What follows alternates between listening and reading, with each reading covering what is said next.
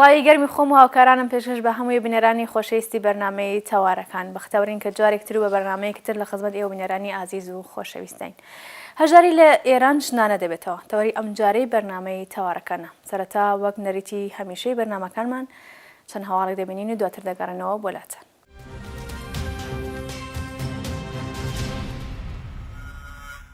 ڕاگواستنی 5 چالاکی مەدەنی زیندانی لە بەندی سپاو بۆ بەندی گشتی.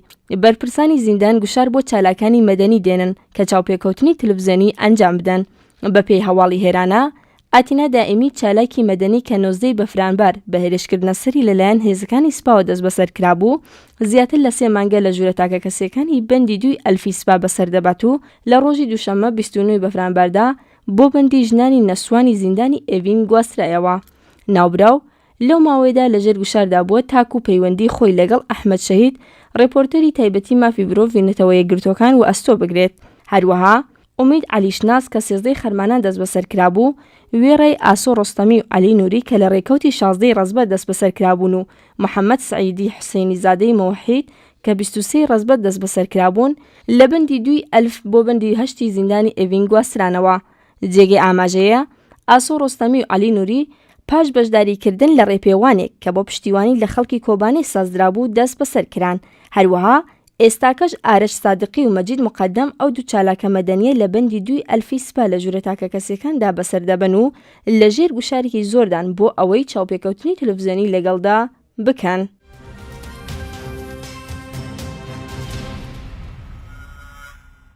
دەست بەسەرکردنی ڕۆژنامەنووسێکی ژن لە ئێران.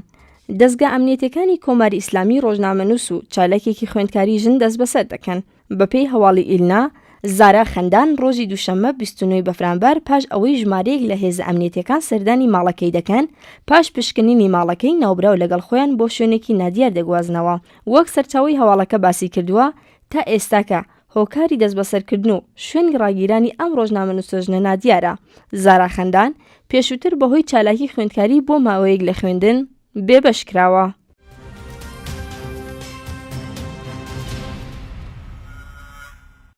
مانگرتنی مامۆستایانی قۆناغی ناوەندی شاری سەقز. مامۆستایانی خوێندنگاکانی شاری سەقز لە ناڕەزایەتی بە کێشەی سینفی و نەدانی هەڵدەست و سەنەوات مانیانگرت و ئامادە نەبوون لە پۆلەکانی وانەوتنەوە. بەپێی هەواڵێکی شارنیوز ڕۆژی سێشەممە ڕێکەوتی 30 بەفرانبەر مامۆستایانی خوێندنگاکانی فارابی، ئەندیشە، ئازادەگان و نمونە لە شاری سەقز لە ناڕەزایەتی بە دۆخی ژیانیان و کەمتەرخەمی بەرپرسانی حکوومەت لە چارەسەرنەکردنی کێشەکانیان و نەدانی هەڵدەست و سەنەواتی شیا و ناکارەمەیی وەزارەتی پەروەردە و جێبەجێنەکردنی بەڵێنەکان و ناڕەزایەتی بە پێگەی مامۆستایانی قوتابخانەکان لە کۆمەڵگا نەڕۆشتنە سەر پۆلەکانی خوێندن. وەک لە هەواڵەکەدا هاتووە، ئەم مانگرتن ناڕەزایەتی لە خوێندنگاکانی فارابی، ئەندیشە و ئازادەگان و نمونە بە شێوەی سەراسەری و تەواو بەڕێوە چووە و لە ژمارەیەک لە قوتابخانەکانی تر بە حازر نەبوونی چەند کاتژمێری مامۆستایانی قوتابخانە درێژەی هەبوو.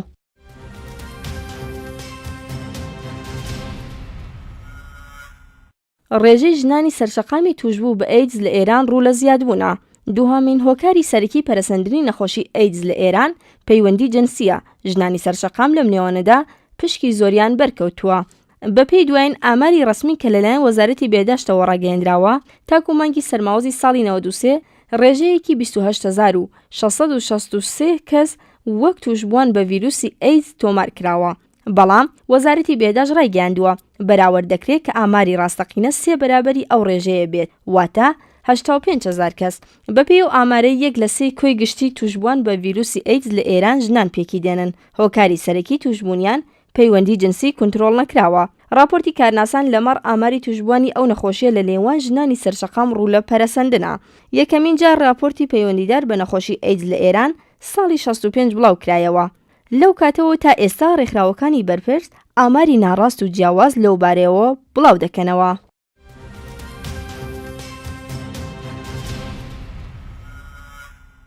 دەست بەسەرکرانی بەربڵاوی چالاکانی بواری ژنان و ڕۆژنامەنووسان.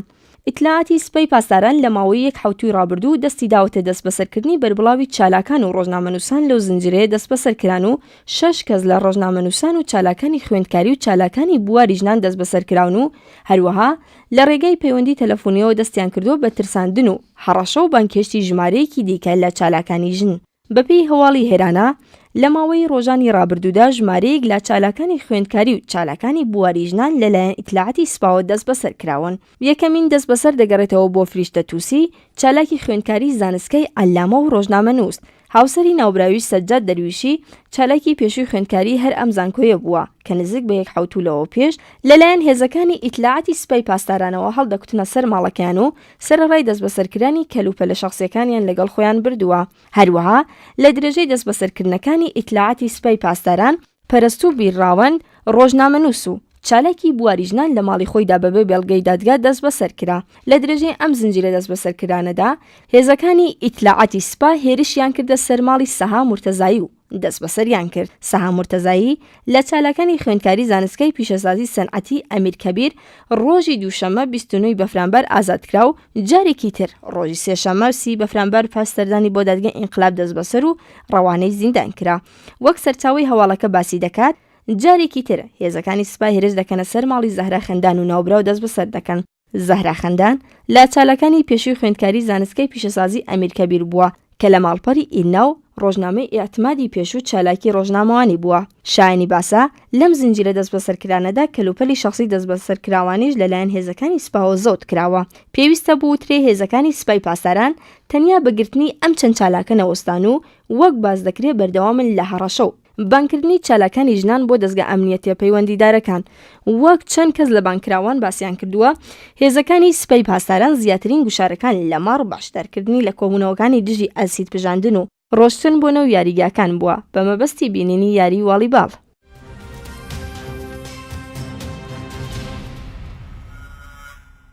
دەستڕێژی جنسی گروپی بوکۆ حەرام بۆ سەر ژنانی ڕفێنراو. لە ساڵی 2009 زاینیدا کاتێک بوکۆ حەرام چالاکی چەکدارانی خۆی دەست پێ کرد، یەکێک لە تاکتیکەکانی ڕفاندنی خەڵکی مەدەنی یان ئاسایی بووە. بەپێی هەواڵێکی ئاسۆی ڕۆژهەڵات، ژنێکی نەیجریایی کە لەلایەن بوکۆ حەرامەوە بەدیل گیرابوو پاش ئەوەی توانیوێتی خۆی ڕزگار بکات لە دەستیان ڕایگەیاندووە. ئەو ژنانەی کە لەلایەن بوکۆ حەرامەوە ڕفێنراون هەر ڕۆژە لەلایەن ئەم گروپە توندڕەوە دەستڕێژی جنسیان دەکرێتە سەر. ئەم ژنە هەڵاتووە لە دەست بوکۆ حەرامیەکان بە BBC وتووە لەگەڵ دەیان و سەدان ژنیتر لە بینایەک زیندانکرا و هەر شەوە بە جۆرێک ئەندامانی ئەو هێزە شەرخوازە ئیسلامگرایە ژنان لەگەڵ خۆیان دەبەن و دەستڕێژی جنسی دەکەنە سەریان. ئەم ژنە هەروەها ڕایگەیاندووە لە شەقامەکان سەدان تەرمی خەڵکی کوژرا و کەلکە بووەتە سەریەک و کەس نییە کۆیان بکاتەوە. بوکۆ حەرام 3 لەوە پێش واتە 7 ژانویە هێرشی کردە سەر شاری بەقا و ئاگری تێبەردە و سەدان کەسی کوشت. هەرەو کات راپۆرتەکان باسییان لەوە کرد کە شاری بەقا پڕ بووە لە تەرمی خەڵکی بێتاوان. سامبو داسووکی ڕاوێژکاری ئاسایشی نەیجەریە بە BBC ڕاگەیاندووە ئەم وڵاتە بۆ وەرگرتنەوەی شاری بەقا لە دەستی هێزی بوکۆ حەرام پێویستیان بە یارمەتی ڕێکخراوەی نەتەوە یەکگرتوەکان و هێزی یەکێتی ئەفریقا هەیە. ناوبراو جەختی لەوە کردەوە کە بوکۆ حەرام ئێستاکە هەڕەشەیەکە بۆ ئەمنیەت و ئاسایش لە وڵاتە و هەروەها وتیشی نزیک بە 50% هێزەکانی ئەرتشی نەیجەریە بە باکووری ڕۆژهەڵات بەڕێکراون. لە ساڵی 2009 زایانی کاتێک بوکۆ حەرام چالاکی چەکدارانی خۆی دەست پێ کرد، یەکێک لە تاکتیکەکانی ڕفاندنی خەڵکی مەدەنی یان ئاسایی بووە. ئەو گروپە تۆندڕەوە ئێستاکە ناوچەیەکی گەورە لە باکووری ڕۆژهەڵاتی نەیجەریە خستۆتە ژێر کنترۆڵی خۆی. هەروەها ئەم هێزە ساڵی پاریژ نزیکەی 200 کچی قوتابی لە یەک قوتابخانەی نەیجەریە ڕفاند و تا ئێستاش هەردیلی ئەوانن. ئەم هێزە لە هەوڵی ئەوەدان کە لە باکووری نەیجەریە حکوومەتێکی ئیسلامی پێک بێنن.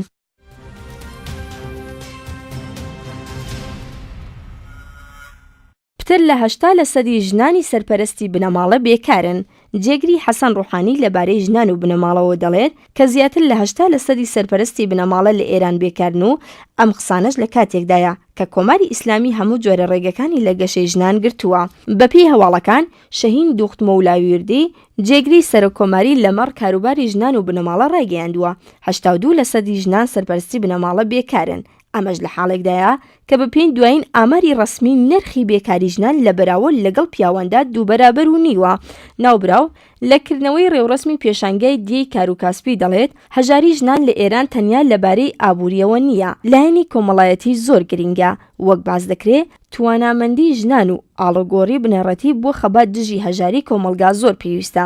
بە وتەی شەهین دوخت مەولاویردی هەژاری ژنان تەنیا لە پەیوەند لەگەڵ داهات نییە، بەڵکو دەسەڵات، متمانە بەخۆبوون باوەڕمەندبوون بە خود و وەرگرتنی کۆمەلگا لەم خاڵانە زۆر گرنگە.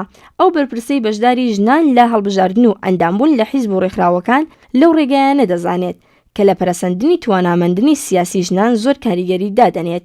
قسەکانی ئەم بەرپرسەی ڕوحانی سەبارەت بە هەژاری ژنان لە کاتێکدا کە ژنان سەرەکیترین مافەکانیان لە ئێران پێشێر دەکرێ و هاوکات لەگەڵبوونی حەسەن ڕوحانی بۆ سەرۆکۆماری گوشارێکی زیاتریش هاتووە بۆ ژنان لە بوارەکانی وەرزش، ڕاگەاندن، موسیقی و تەنانەت هەوڵ بۆ گەڕاندنەوەی ژنان بۆ ژوورەکانی ناوماڵ لە ڕێگەی جۆرا و جۆرەوە دراوە.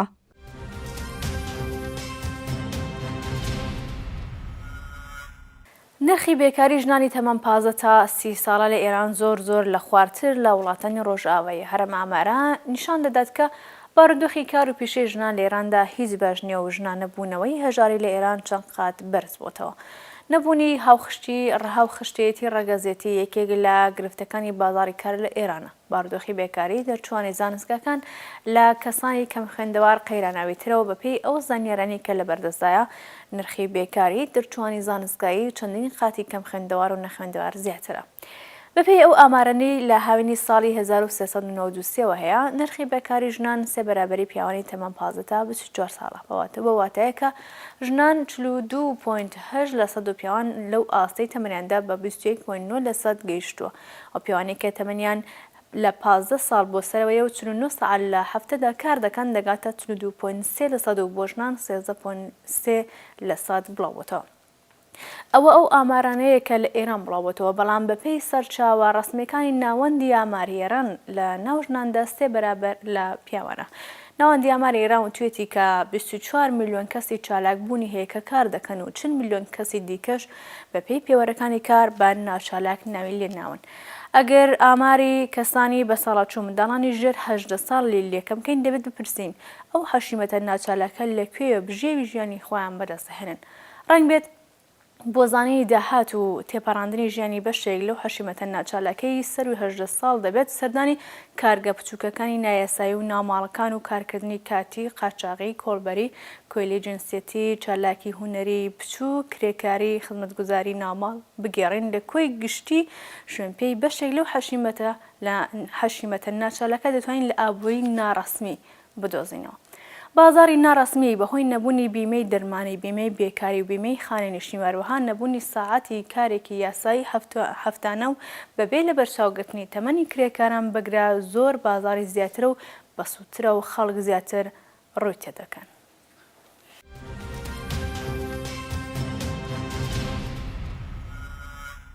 لە نێوان بەشێک لە بەرپرسان بۆ هێنانە خوارەوەی کارکردنی ژنان لەسەر کارکردنی ناوماڵ زۆر پێداگیری دەکەن و یەکێک لەو بیانوە ڕسمیانە بۆ بڵاوبوونەوەی ئەو جۆرە کارانە لە ناوماڵ تندوتیژی جنسی لە کۆمەلگا و شوێنی کارە. بەڵام دەبێت ئەوەش بڵێن ئەمنیەتی کۆمەلگا بەلابرنی بەشێکی دیکەی ناتوانرێت دامەزرێت، بەڵکو دەبێت ڕێگاگەلی یاسایی و پشتیوانی کردنێکی ڕۆشنتر بوونی هەبێت. لە لایەکی دیکەوە ئامارەکانی پەیوەند بە تندوتیژی بەدژی ژنانەوە نیشان دەدات کە ژنانی کاری ناوماڵیش تندوتیژی لەوپەڕی بێئەمنیەتی لە کۆمەلگادا خەریکی ژیانکردنن.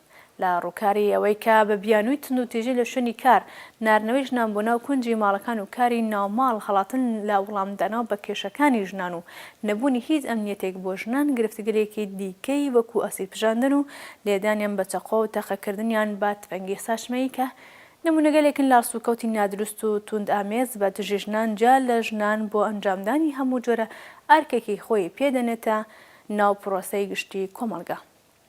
لاوەها حاڵەتێکدا لەگەڵ کاری ناوماڵ و دەرەوەی ماڵیش ڕوبەڕوو دەبنەوە.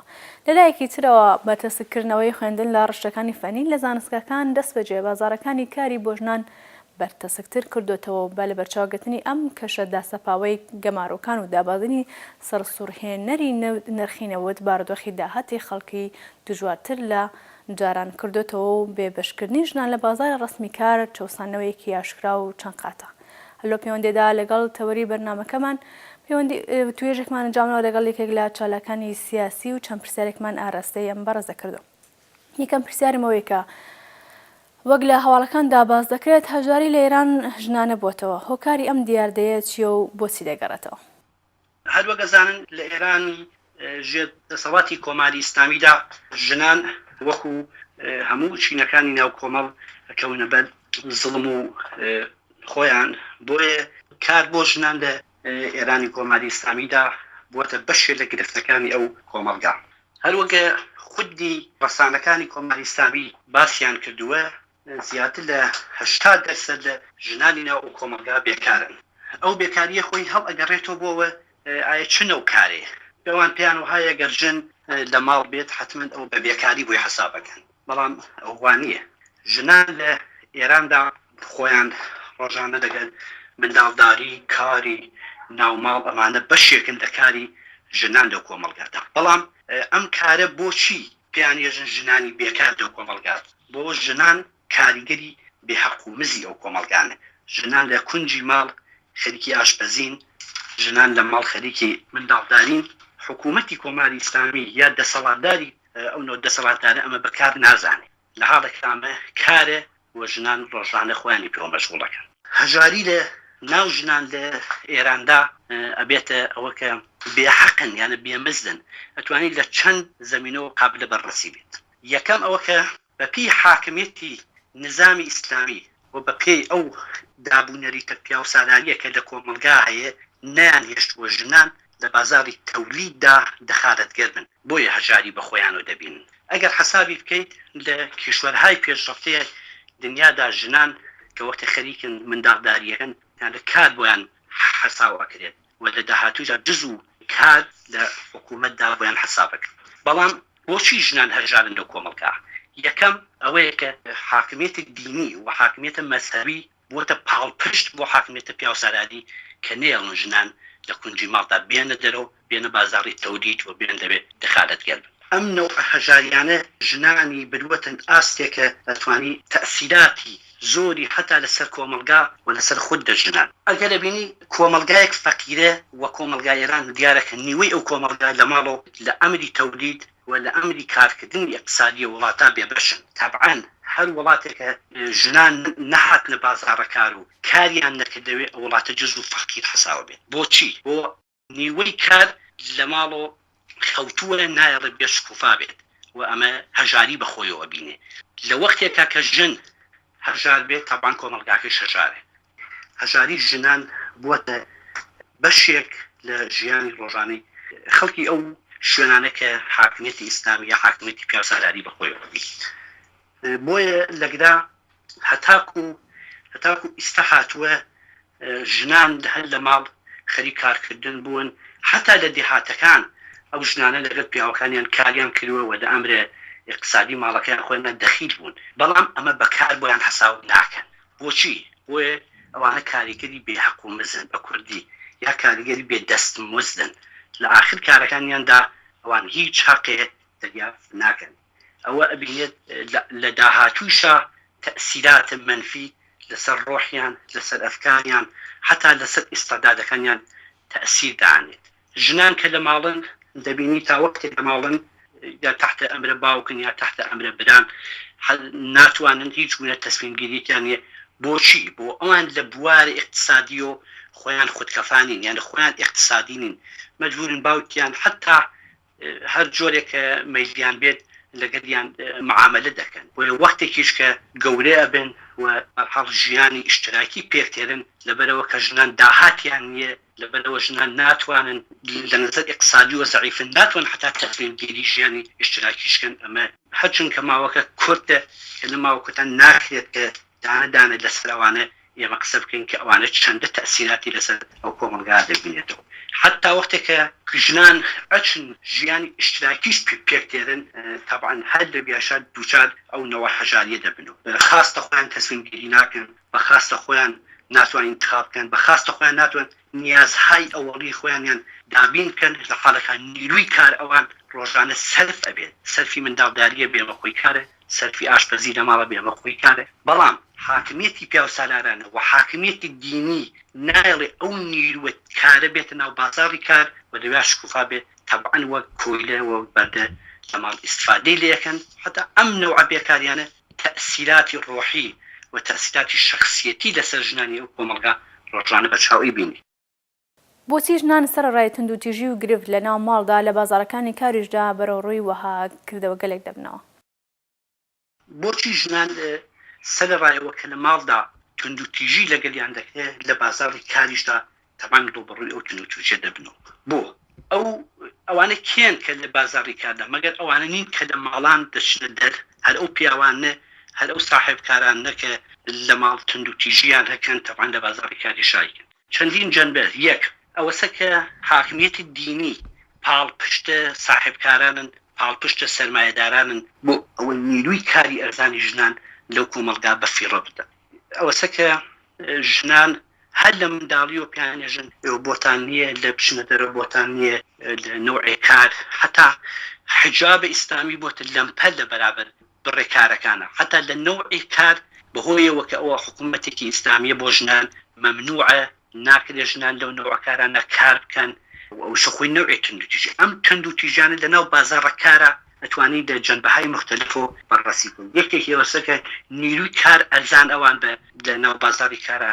دوو حتا لە نەزەر لیباس پۆشین و لە نەزەر حجابی ئیسلامی ئەوان ناتوانن وەک خۆیان ئازادانە بڕۆن لە نوعی کار بەشداریکەن. حتا نوعی کار بۆ ژنان لەو جامعە حرام و مەحرومە ناکرێت کە ژنانە و نوعکارانە بکەن و ساحێبکاران بەهۆی ئەوە کە شتێک بەناو مەزهەب بەدەستیان و هەیە شتێک بەناو دین بەدەستیان و هەیە ئەتوانن سەرکوبیان بکەن خاست ئەتوانن لە بازارکارە بیان چەوسێن خاست ئەتوانن تندوتیژی بکەن لەگەریانە لەبەر ئەوە کە جامعەیەک نییە حکوومەتێ نییە دەسەڵاتێک سیاسی نییە لە ئێراندا کە بتوانێت پاڵپشتی ژنان بێ ئەگەر ساحێبکارەکان ئەگەر کارفەرماکان ئەگەر ئەو کەسانە کە نیروی کار بەردەستیانە هەیە لەو کۆمەڵگا ئەگەر بەر ژنان تندوتیژی کرد ژنان بتوان ئاعترازی خۆیان دەنگی خۆیان بە شوێنەکانی کار بگەێنن بە شوێنەکانی قانونی بگەن کە ئەمانە تندوتیژی لەگەڵیان کراوە. حتا ئەو نوع تندوتیژی ناوماڵە لە ناوماڵدا کە لە منداڵی و بۆ کچان و دوایشە کە شووەکەن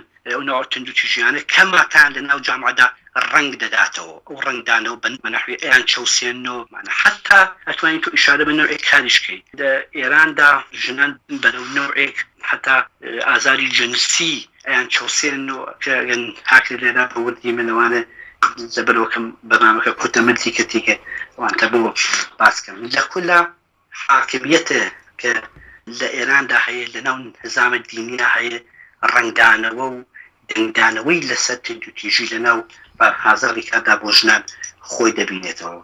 بۆیە دەبێت تاکو کۆمەلگای ئێران نەبێتە کۆمەلگایە کە ژنان تایە ئازاد بن و حاکمیەتێک نەبێت کە دویا ژن و پیا و بەڕەسمی بناسێت وەختێ باسەوەکن کە ژن و پیا و ڕەسمین لە تەواو جوانبدا خۆی دەبێت جوان بە ئیجتیماعی جوان بە سیاسی بازاڕە کار هەمووی خۆی دەنگەداتەوە و ئەو دەنگدانەوە تەبعاً نایەڵێ ئەو تندوتیژیانە تۆ بینی لە کێشورای پێشکەوت و خوازدا ناتوانن ساحێبکارەکان تندوتیژیکەن بەرعەلەی ژنان ناتوانن ژنان بچەوسێنەوە تا ئەو حەدە بۆچی بۆ حاکمیەتێک لەگدا هەیە قودرەتێک سیاسی هەیە کە پاڵپشتی ژنانن نام ئەو تندوتیژیانە حتا تندوتیژی ماڵ تندوتیژی دەرۆ دەوڵەت دەتوانێت تەسیرات بێنێت بۆچی بۆ ژنان ئەتوانن لەبیا خۆیان تەسمیل گیریشکەن هەتا ئەو تندوتیژیە خۆی بوارە اقتصادیەکەیەتی تاکە ژنان ئیستقلالیان بێ پوڵیان بێت دەرامەدیان بێ خۆیان ناتوانن چون تەنبەن بە هەموو کارن هەناو بازاری کارە بیان چەوسێنەوە. وەک پرسیاری کۆتایی بەرنامەکە بێبەشکردنی ژنان لە بازاری ڕەسمی کار و چۆسانەوەی ژنان لە ئێران چۆن هەڵدەسەنگێنن؟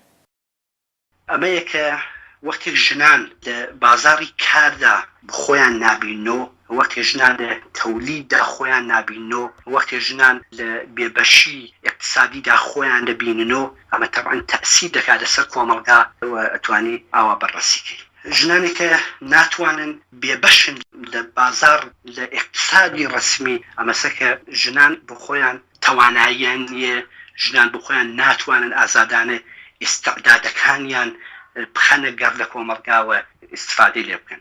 وەختێ دەبینی ژنان لە کونجی ماڵ دەیان ئیستعداد و دەیان شکوفاییان هەیە و دەتوانن بیخەنە گەڕ لە بازاڕی اقتصادیدا وەختێ بێبەشەکرێن نوعی چەوسانەوە بەخۆیەوە بینێت. ئەم چەوسانەوە چییە؟ تەسیراتی هەیە.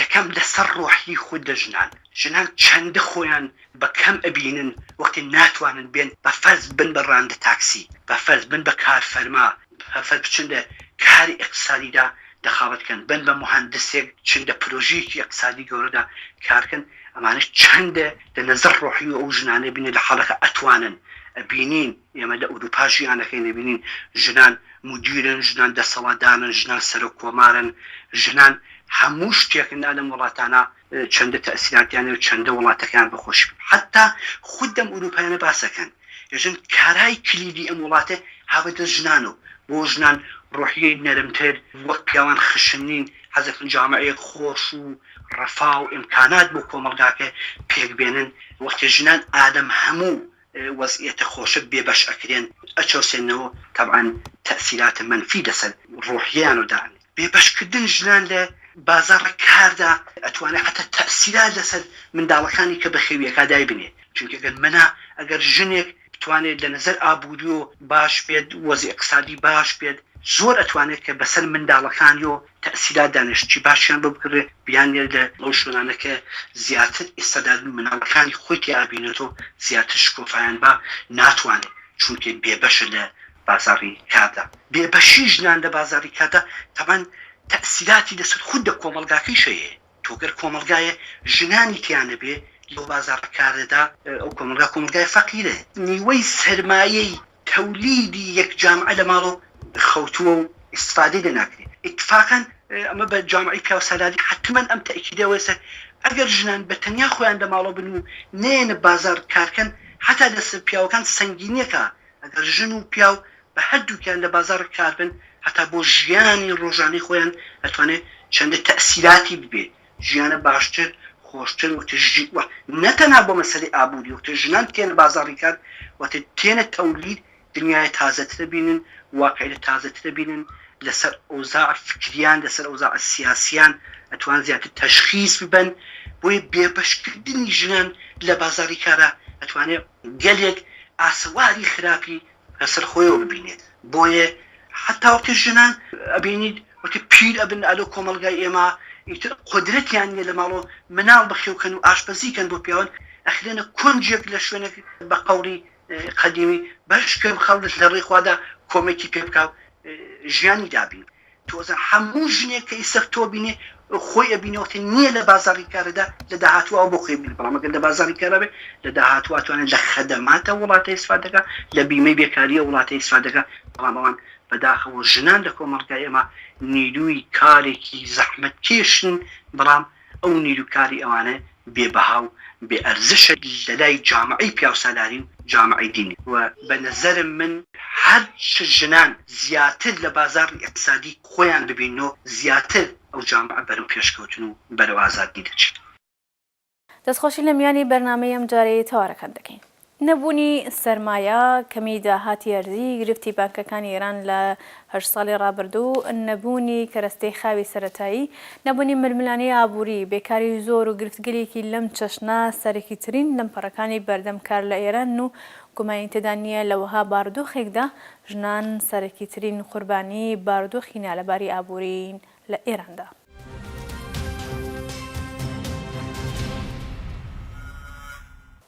بینەرانی خۆشەویست لێرشدا وەک بەرنامەکانی پێشووتر ڕێز دەگرین لە یادی هەمیشە زیندوی شەهیدانی کۆمەڵە هاوڕێ و هاوسەنگەر شەهید فاتمە بەناوەند یادی بۆ هەمیشە لە دڵماندا دەمێنێتەوە.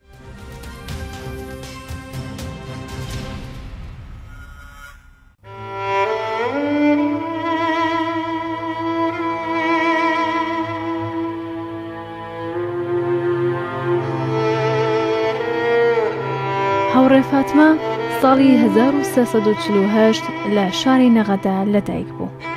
ئەو کاتکە منداڵ بوو بنەماڵەکەی چوونە ئاوایی لەکبن لە ناوچەی پیرانشار. بەم جۆرە سەردەمی منداڵی هاوڕێ فاتمە هەر لەو ئاواییە تێپەڕی و هەر لەوێش چۆ مەدرسە و دەورەی سەرەتایی تەواو کرد و پاشان بۆ درێژەی خوێندن چۆ شاری پیرانشار. ئەم سەردەما لە ژیانی هاوڕێ فاتمە هاوکار بوو لەگەڵ قۆناغی دووهەمی بزوتنەوەی شۆڕژگێرانەی کوردستان و داگیرکردنەوەی شارەکان لەلایەن هێزی داگیرکەرەکانی کۆماری ئیسلامی. ڕژیم لەو سەردەمەدا هەوڵی ئەوەی دابوو سیاسەت و قانونی کۆنەپەرستانی خۆی بەسەر مەدرسەکانی کوردستان و لەوانە مەدرسەکانی پیرانشار داسەپێنێ. بەڵام لەگەڵ شەپۆلێک لە خەبات و ئیحترازی خوێندکاران بەڕووڕووبەوە. ئەم هەلومەرجە شۆڕژگێرانەی تەئسیری کردە سەر مێشکی هاوڕێ فاتمە و بەم جۆرە ئەویش ڕووی کردە خەبات و تێکۆشان لە دژی ڕسم و یاسای کۆنەپەرستانەی ڕژیمی کۆماری ئیسلامی. هاوڕێ فاتمە هەر لەو سەردەمەدا بەناسینی سیاست و ئامانجەکانی کۆمەڵە وەک لایەنگرێکی تێکۆشەر دەستیدایە تەبلیغی ئەم سیاست و ئامانجانە. ساڵی 60 لێبراوانە لەگەڵ تەشکیلات پەیوەندی گرت و ئەمجار لە نێو شاردا فعالیەتێکی بەرینتری دەست پێ کرد. بڵاوکردنەوەی ئالامیە و خەبەرنامەکانی کۆمەڵە لە ناو خوێندکاران و خەڵکی ناوشاردا، کۆکردنەوەی یارمەتی ماڵی، تەهیەی گوزارش و گەاندنی بەدەست تەشکیلات، تەبلیغی بیرروباوەڕی کۆمۆنیستی و خەبات لە دژی دابوونەریتی کۆن بەسەر کۆمەڵدا و زۆر فعالیەتی تر مەیدانی هەڵسوڕانی هاوڕێ فاتمە بوون.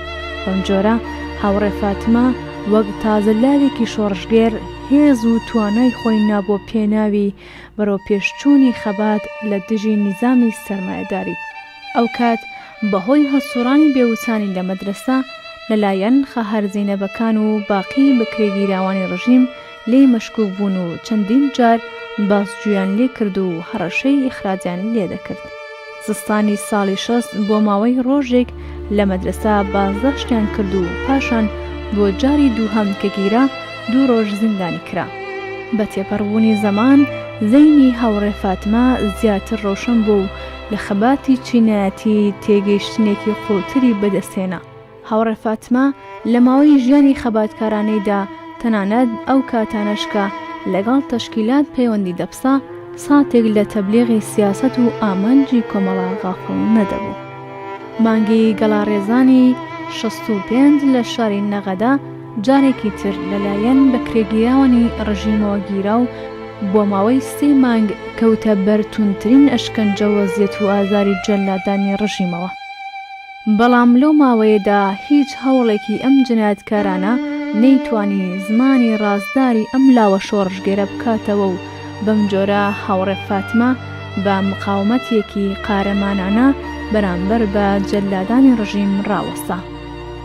پاش ئازادبوونی لە زیندان دیسان درێژەی بە فعالیەتی شۆڕژگێرانەی خۆیدا. ئێستای تر هاوڕێ فاتمە شۆڕژگێرێکی خۆشەویست و جێگەمتمانەی هاوڕێیان و هەموو ئەو کەسانە بوو کە لە نزیکەوە دایانناسی. جەسارەت و فداکاری هاوڕێ فاتمە چ لە کاتی فعالیەتیدا و چ لە بەرامبەر جنایەتکارانی ڕژیمدا نمونەی خصوصیاتی شۆڕژگێرێکی کۆمۆنیست بوو کە وەرەی خەباتکارانەی کۆمەڵانی زەحمەتکێشی دەبردە سەر. هەموو ئەو کرێکار و زەحمەتکێشانەی کە لەگەڵ هەڵسوڕانی دڵسۆزانەی هاوڕێ فاتمە بەناوەنداشنان لە بیریانە کە چۆن بە زمانێکی شیرین و سادە سەرچاوەی مێنەتەکانی نیزامی سەرمایەداری بۆشی دەکردنەوە و بۆ خەبات لە دژی ئەم نیزامە گەندەڵە هانی دەدان. بەداخەوە ئەم لاوە شۆڕژگێرە ڕۆژی 14 خەرمانانی ساڵی 66 لە جەریانی ڕووداوێکی دڵتەزێندا گیانی بەخت کرد. جەنازەی هاوڕێ فاتمە لە ناو غەم و پەژارەی دەیان کەس لە هاوڕێیان و کۆمەڵانی تێکۆشەری ناوچەکە لە ئاوایی لەگبنی پیرانشار بە خاگەسپێردرا. یادی لە دڵماندا زیندووە.